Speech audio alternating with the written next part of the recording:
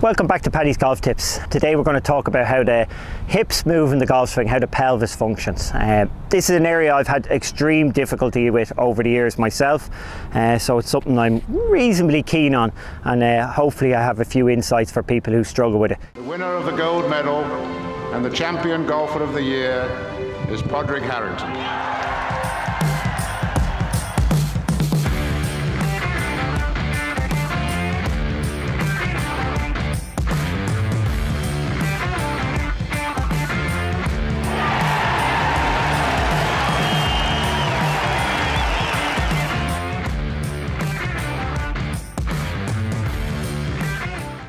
If your hips work good, turn this video off. You don't need to know anything more if it's functioning good as it is. But how do the pelvis work? Okay, so we do need a decent setup, okay? So for a lot of you amateurs out there who are coming to the game early, okay, a nice setup is something that's nice and relaxed, okay? You do not flex your knees. Okay, if you flex your knees like this, it's going to put your back out, okay, in bad positions. You've lost all your power, you're off balance. Do not bend your knees. Do not stick your butt out, okay? Do not arch your back, okay? These things are going to cause you to lose accuracy, lose power, and probably end up being injured. You stand nice and relaxed, okay? So as you can see, I'm not sticking out. I'm not tucked under either, okay? I'm not doing that either. I'm just nice and relaxed in this position, okay? Now, as we turn back, and there's a lot made about this because it is a difficult one because people want to pivot and get a bit of power. It's so much easier in active sports where you're moving because, you know, if you were going to throw that ball, because you take this left leg up, you're going to balance lovely on your right leg, okay? This, by lifting, makes this side so much more stable, okay, because it has to be stable. You couldn't afford to roll your foot over if you were lifting because you couldn't get back. But in golf, obviously, there's a distinct number of movements that maybe aren't needed. That's why practicing Happy Gilmores and practicing with your step like so is always a good thing. So how does that hip actually function? From a nice relaxed position, okay, as we said earlier, it's a one-piece takeaway to here. So the hips have done nothing, the feet have done nothing has happened. Okay, some players at this stage will use that one piece and have a little bump. No problem with that bump, okay? So if either you move, so either you have a little bump or you don't have movement. Now from this position is what we're going to talk about, how the hip moves, okay, the pelvis. From this point here, right, you're basically going to internally rotate this leg against your turn. So if you get your hand and press on the, so if that was your hip flexor, come inside right into that crease, you actually should squeeze your fingers in that position as you go back. So that goes into this right side. I do not loosen this side. Okay, this does not fly away in any way. I turn into my right leg. My foot stays just planted. It doesn't roll, it doesn't stay in here. In fact, somebody who's trying to keep it in here is more likely then need external rotation out here, right, by trying to keep it in. It stays nice, solid, relaxed, and you turn into that crease in your leg. If you put your finger there, you will feel that pinch, okay? You'll close down that area. Now what you will notice, so even if I've bumped over here a little, or I haven't done it, from that point, my butt, my pelvis actually moves back behind me, as you can see. It doesn't go out here. It doesn't lose any of this rocking in this position. It turns behind me. Same position if you were throwing a baseball, same position if you were swinging a tennis racket. It's always here, okay, which I'm squeezing in this position here. That gets my butt going back behind me like so. Now what you will interesting about this is, so as we squeeze, we want our knee above our ankle. That's the most powerful position, okay? We certainly don't want it out here. That's criminal to have your knee bent too much. It's really bad to have your knee bent out there. That's completely powerless trying to keep your knee bent, okay, and keep it out there. We want our knee quite relaxed, and the pressure is going to be in our glute and in our internal rotator here, okay? And when you look at that down the line, you will see that knee is over my ankle. That is definitely better than that. Okay, so straightening your leg is not a bad thing, okay, and certainly something, it's not a bad thing if the rest of your function is good. Okay, so I don't have a problem necessarily if you straighten your leg and you get back in there, but I prefer if you turn in there, you will see I have a slight flex. I still want to get, and this is the key, I want to get some height in this hip. Okay, so if we looked at my hips, if they start out level, when I turn in there, there's height there. This hip is higher than this hip. Okay, that is very important. Your pelvis must tilt in this direction when you make your backswing. So turn in there, you will see my pelvis is tilted that way. It's incredibly important. This is what stops players who have a forward thrust, so the dreaded, where the hip comes forward, which is obviously a killer for good players, especially all players. It's because certainly they're trying to create, the hip comes forward when you're trying to create pressure onto your left side from too flat a hip. You have to lift it to get into your left side, whereas if you are already high with this hip, even if that means straightening it, I'm not saying you have to straighten it, I'm not even recommending straightening it, but it's not the worst thing in the world. As long as that hip is high, that makes it easy to transfer your weight into your left side. So you start level. I think most pros could be even a 1 or 2 degrees down to start. That goes up like so. As you can see, I've pinched in there. Okay, that's high. And from there, you have this lateral shift into the left side. So your hip just bumps this way, your back stays to the target. Okay, now what happens from there? Okay, for most people, you're going to have to do, as the player who's won the most majors in the game of golf, Jack Nicklaus, every year when he went back to his coach, Jack Grout, the first thing he worked on, and bear in mind, he's won the most majors, so surely we should be listening to this man. The first thing he worked on during the winter was rolling his feet in and out. Never, and like Jack hits the golf ball, his foot is very high, but he spent his winter, or at least the start of his training, rolling on the inside. Now why would we do that? So we've moved into this side.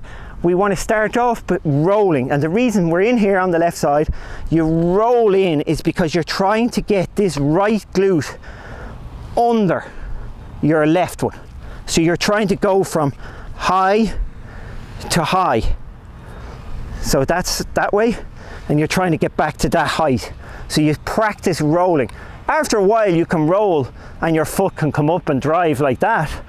And even if you probably the highest foot lift in the professional game is Justin Thomas. So if you were to watch his foot lift from back there, it's like this. And for most amateurs that would be a killer, because that hip has come forward and you're in real trouble. But if you look at it from face on, it's there. So the foot is up but the knee is crossed. So he has driven his right glute, his right side of his pelvis under his left pelvis. So he's created the pinch, drive into that side, and then you drive your right pelvis under. Now if you get that right, you're actually pretty much going to reverse what the feeling was at the top of your backswing. You're going to pinch in this area here.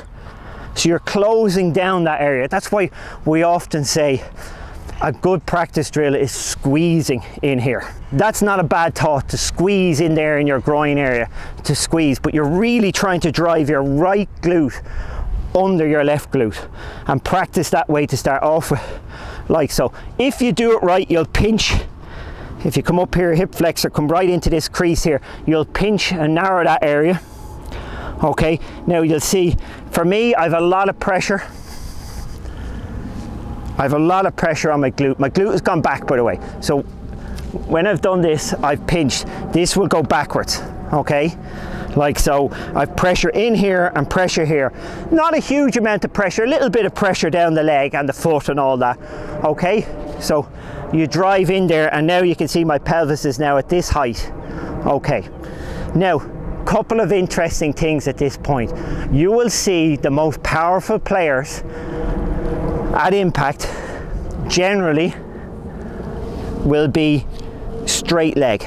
Okay, so they've driven under and they're straight. So if we did that from behind, you will see they've driven in and it's straight. Okay, that glute is going under the left glute. Okay, so that's that squeeze we're looking for. Okay, now when I do this in practice, you will see better down this way, my knee stays bent. Okay, Bob Torrance, my coach for years, used to tell me this, and he told me and I believed it, but it's only now I understand it. He said the worst thing you can do in golf is straighten your left leg for no reason in the downswing. So a lot of people in the downswing will straighten their left leg like that. You can try that at home. There is nothing. You can straighten your left leg all your life. It will actually probably injure you. It has no connection to your golf swing, straightening your left leg. So that is not what you want to try and do. You never want to try and straighten your left leg. It has to be a consequence of what you're doing. So what do? Okay, so you don't turn into this side and try and straighten your left leg. You will injure yourself and it will do you no good. But that motion where the players straighten, now I've got tension here, I've got tension here, a little bit of tension down the left side of my leg, but how do I get my leg to what you see, those powerful hitters? You actually lift your body. So it's your body extending up that straightens that leg. You can see it. I still have tension in my glute, I've tension in here, I've tension down my left side. My body exploding up has caused the leg to straighten. I did not straighten. So you don't want a situation that you're like this. Okay, definitely don't want that. You want a situation you got that pressure and then you've exploded up. And that reminds me of the other thing. The word I probably hate the most in teaching, because it's not a good word for the fact that most amateurs will misunderstand this word, is hip separation. Okay, when you get to the top of the backswing, you've moved in. Most people will say, well, you lead with your hips and you separate and you turn. Well, I can tell you what, I can turn my hips all day and it create nothing. They're just turning on their own. If your hips are separate to your upper body, it's adding nothing. The term should be, you want your hips to lead your upper body, but it's got to be a connection to it. It's got to pull your upper body. So you don't want your upper body and your hips going together. You want your hips to lead out, but they've got to be leading out and feeling like you can either imagine it like it's a cog system, and as they turn it pulls the cog of the upper body and that goes, or you can just feel it's like a, for me it feels more like a gym band, you know, a TheraBand type thing that I move, but it's pulling. So it's creating a stretch up and across. It doesn't get away from my upper body. Do not separate your hips. It's no use. Lead with your hips, but pull your torso.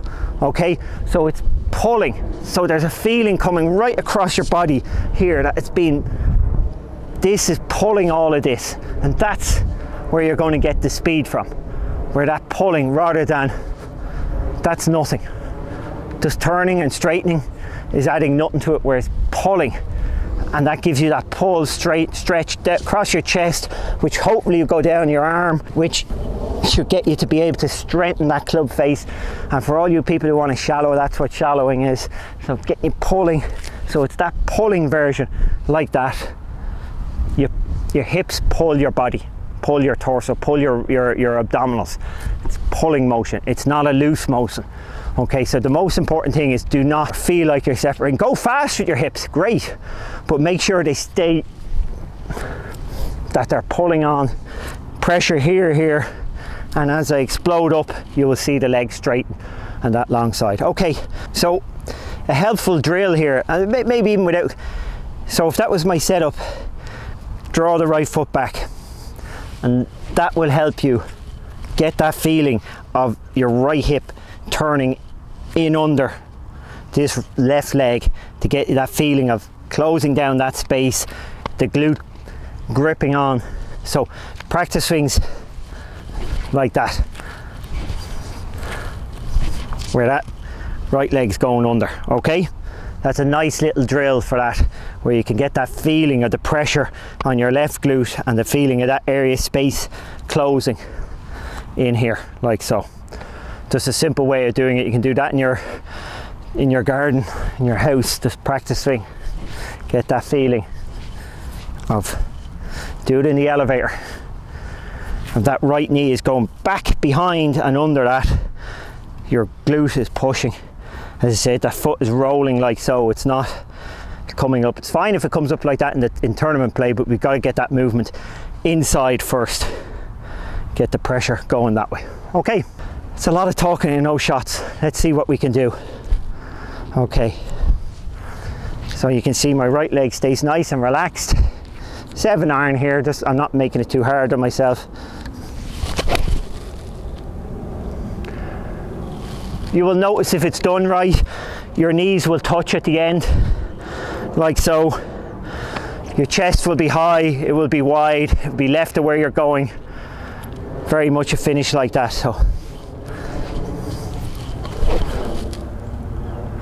and as the clubs get longer, obviously, then you'll get more of that extension through. I'm an old man, I can't quite get to those positions with a 7-iron. Let's do that again, that did feel good.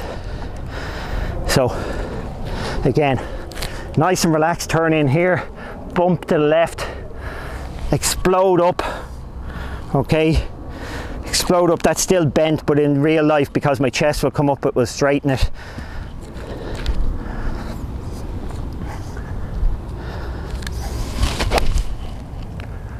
Okay, a little thin that one. Thin to win, would do nicely. Okay.